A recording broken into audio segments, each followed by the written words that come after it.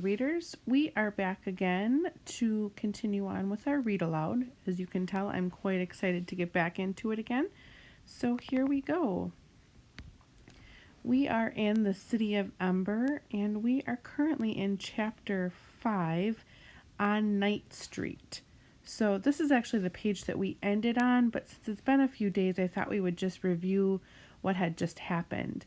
Lena went down to the store and she was just in the process. She had Poppy with her and was going to buy some colored pencils. So I'm just going to read this last paragraph where we ended before moving on. All right, I'll take one. No, wait. It was like hunger, what she felt. It was the same as when her hand sometimes seemed to reach out by itself to grab a piece of food. It was too strong to resist. I'll take two, she said, and a faint, dazzling feeling came over her at the thought of what she was doing. Which two? The man said. There were more colors in that box of pencils than in all of Ember. Ember's colors were all so much the same. Gray buildings, gray streets, black sky. Even the colors of people's clothes were faded from long use into mud green and rust red and gray blue. But these colors, they were as bright as the leaves and flowers in the greenhouse. Lena's hand hovered over the pencils. The blue one, she said, and the yellow one. No, the man made an impatient noise in the back of his throat. The green one, said Lena. I'll take the blue and the green. She lifted them out of the box. She took the money from the pocket of her coat and handed it to the man, and she put the pencils in her pocket. They were hers now. She felt a fierce, defiant joy. She turned to go, and that was when she saw that the baby was no longer in the store. Poppy, she cried. She whirled around. Did you see my little sister go out? She asked the man. Did you see which way she went? He shrugged. Didn't notice, he said. Lena darted into the street and looked in both directions. She saw lots of people, some children, but no Poppy. She stopped an old woman. Have you seen a little girl, a baby, walking by herself, in a green jacket with a hood? The old woman just stared at her with dull eyes and shook her head. Poppy, Lena called. Poppy! Her voice rose to a shout. Such a little baby couldn't have gone far, she thought. Maybe down toward Greengate Square, where there were more people walking around. She began to run. And then the lights flickered, and flickered again, and went out. Darkness slammed up in front of her like a wall. She stumbled, caught herself, and stood still. She could see absolutely nothing. Shouts of alarm came from up and down the street, and then silence. Lena stretched her arms out. Was she facing the street or a building? Terror swept through her. I must just stand still, she thought. The lights will come on again in a few seconds. They always do. But she thought of Poppy alone in the blackness, and her legs went weak. I must find her. She took a step. When she didn't bump into anything, she took another step, and the fingers of her right hand crumpled against something hard. The wall of a building, she thought. Keeping her hand against it, she turned left a little and took another step forward. Then suddenly her hand touched empty air. This would be Deadlock Street. Or had she passed Deadlock Street already? She couldn't keep the picture of the streets clear in her mind. The darkness seemed to fill not just the city around her, but the inside of her head as well. Heart pounding, she waited. Come back, lights, she pleaded. Please come back. She wanted to call out to Poppy, to tell her to stand still, not to be afraid. She would come for her soon. But the darkness pressed against her, and she couldn't summon her voice. She could hardly breathe. She wanted to claw the darkness away from her eyes, as if it were someone's hands. Small sounds came from here and there around her, a whimpering, a shuffling. In the distance, someone called out incoherently. How many minutes had gone by? The longest blackout ever had been 3 minutes and 14 seconds. Surely this was longer. She could have endured it if she'd been on her own. It was the thought of Poppy, lost, that she couldn't stand. And lost because she had been paying more attention to a box of pencils. Oh, she'd been selfish and greedy, and now she was so sorry. She made herself take another step forward. But then she thought, what if I'm going away from Poppy?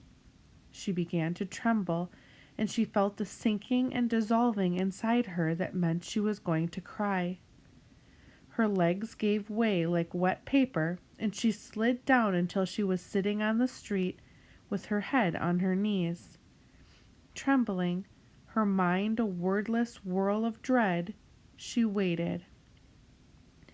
An endless time went by. A moan came from somewhere to the left. A door slammed closed. Footsteps started, then stopped. Into Lena's mind floated the beginning of the worst question. What if the lights never... She squeezed her arms around her knees and made the question stop. Lights come back, she said to herself. Lights come back. Come back. And suddenly they did. Lena sprang up. There was the street again, and people looking upward with their mouths hanging open. All around, people started crying or wailing or grinning in relief. Then, all at once, everyone started to hurry, moving fast toward the safety of home in case it should happen again. Lena ran toward Greengate Square, stopping everyone she passed.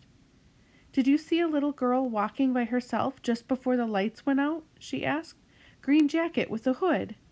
But no one wanted to listen to her. On the B Street side of the square stood a few people all talking at once and waving their arms. Lena ran up to them and asked her question. They stopped talking and stared at her. How could we have seen anyone? The lights were out, said Nammy Proggs, a tiny old woman whose back was so bent that she had to twist her head sideways to look up. Lena said, No, she wandered away before the lights went out. She got away from me. She may have come this direction. You have to keep your eye on a baby, Nammy Proggs scolded. Babies need watching, said one of the women who'd been singing with the Believers. But someone else said, Oh, a toddler? Green jacket? And he walked over to an open shop door and called, You have that baby in there? And through the door came someone leading Poppy by the hand. Lena dashed to her and lifted her up. Poppy broke into loud wails. You're all right now, said Lena, holding her tightly. Don't worry, sweetie. You were just lost a moment. Now you're all right. I've got you. Don't worry. When she looked up to thank the person who'd found her, she saw a face she recognized. It was Dune. He looked the same as when she'd last seen him, except that his hair was shaggier. He had on the same baggy brown jacket he always wore. She was marching up the street by herself, he said. No one knew who she belonged to, so I took her into my father's shop. She belongs to me, Lena said. She's my sister. I was so afraid when she was lost. I thought she might fall and hurt herself, or be knocked over, or... Anyway, thank you so much for rescuing her. Anyone would have, said Dune. He frowned and looked down at the pavement. Poppy had calmed down and was curled up against Lena's chest with her thumb in her mouth. "And your job? How is it?" Lena asked. "The pipe works?" Dune shrugged his shoulders. "All right," he said. "Interesting, anyway." She waited, but it seemed that was all he was going to say. "Well, thank you again," she said. She hoisted Poppy around to her back. "Lucky for you, Dune Harrow was around," said Nanny Proggs, who'd been watching them with her sideways glare. "He's a good-hearted boy. Anything breaks at my house, he fixes it." She hobbled after Lena, shaking a finger at her. "You'd better watch that baby more carefully," she called. "You shouldn't leave her alone," the flute player added. "I know," said Lena. "You're right." When she got home, she put the tired baby to bed in the bedroom they shared. Granny had been taking an afternoon nap in the front room and hadn't noticed the blackout at all. Lena told her that the lights had gone out for a few minutes, but she didn't mention anything about Poppy getting lost. Later, in her bedroom, with Poppy asleep, she took the 2 colored pencils from her pocket. They were not quite as beautiful as they had been. When she held them, she remembered the powerful wanting she had felt in that dusty store, and the feeling of it was mixed up with fear and shame and darkness. All right, readers, that is where we will end for today. Make sure to go back into Canvas to answer our discussion question for the day.